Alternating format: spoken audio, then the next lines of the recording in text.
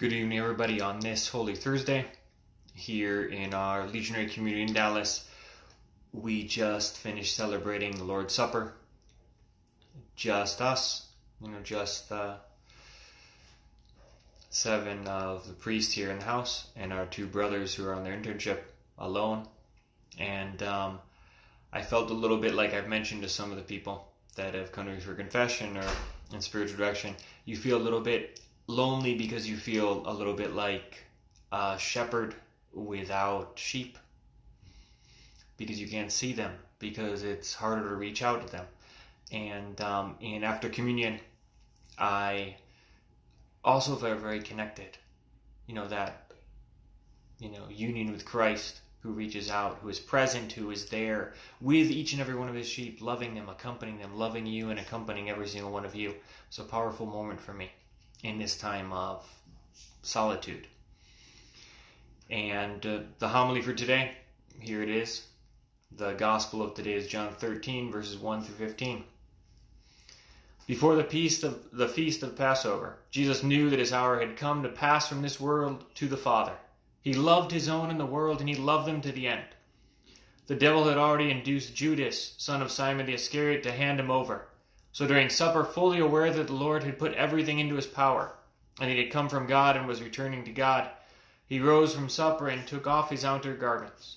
He took a towel and tied it around his waist. Then he poured water into a basin and began to wash the disciples' feet and dry them with the towel around his waist. He came to Simon Peter, who said to him, "Master, are you going to wash my feet?" Jesus answered and said to him, "What I am doing you do not understand now, but you will understand later." Peter said to him, "You will never wash my feet." Jesus answered him, "Unless I wash you, you will have no inheritance with me." Simon Peter said to him, "Master, then not only my feet, but my hands and head as well." Jesus said to him, "Whoever is bathed has no need except to have his feet washed, for he is clean all over. So you are clean, but not all." For he knew who would betray him. For this reason he said, "Not all of you are clean." So when he had washed their feet and put his garments back on and reclined at table again, he said to them, "Do you realize what I have done for you? You call me teacher and master, and rightly so, for indeed I am. If I, therefore, the master and teacher, have washed your feet, you ought to wash one another's feet. I have given you a model to follow, so that as I have done for you, you should also do." Obviously here we have feet, lots of feet. We have 12 pairs of feet. The apostles. And when we think about the apostles' feet, one of the interesting things about them is they have walked where Jesus has walked. They followed his footsteps. And I think for Christ to wash their feet, it wasn't just humility. It wasn't just wanting to kneel down in front of them, wanting to touch their lives and wanting to serve them. It was also the fact that he washed their feet. If you think about feet, your feet can tell a lot about you.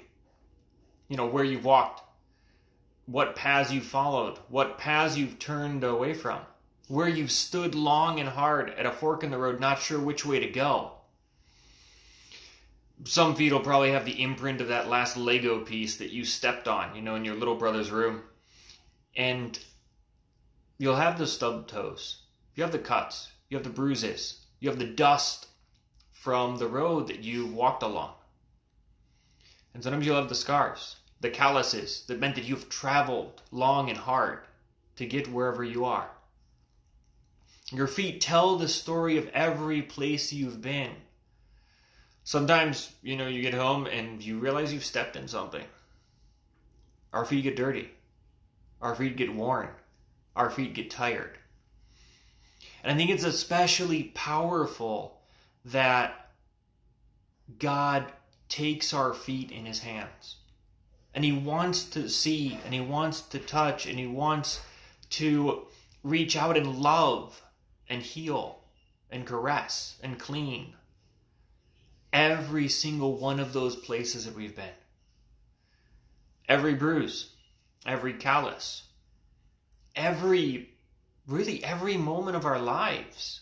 Everything we've done, everywhere we've gone, everywhere we've chosen not to go, the places we needed to go and we didn't. The places that we shouldn't have gone and we did. And Christ, at this moment, he reaches out and he takes all of that in his hands. And he washes those feet. Today, my prayer for you is that you will let Christ wash your feet. Let Christ, reach into your life, past where you are now, past who you are now, to all the places where you have been, to all the places where you have walked. And let him love. Let him heal. Let him touch every single one of those places with his love. If you do that, you'll also receive another gift. Not just the gift of his love, of his presence, of his care, which would be enough of a gift. I mean, we could end the homily right now and that would be awesome. He gives us the gift to be able to do the same. To wash others' feet like he has washed ours. To reach out and touch with love, with mercy, with compassion, with support, the places where everyone else around us has stepped during their life. As we continue walking on into this Holy Week, as we continue walking on into the rest of our lives, hopefully we go on not just with clean feet, but with feet that are healed, with feet that step stronger and stride farther and last longer, with feet touched by our Lord. I'll be praying for you, accompanying you with my prayers during this journey of Holy Week and on into all of your lives. And I pray that God blesses you and accompanies you as he invites us to follow his footsteps. Footsteps that now begin to lead to Gethsemane, to his agony, to Calvary, to his cross, to the tomb, and the silence there, the silence of his Holy Saturday, which has turned into like our whole Holy Week, but also to the joy of the resurrection. God bless.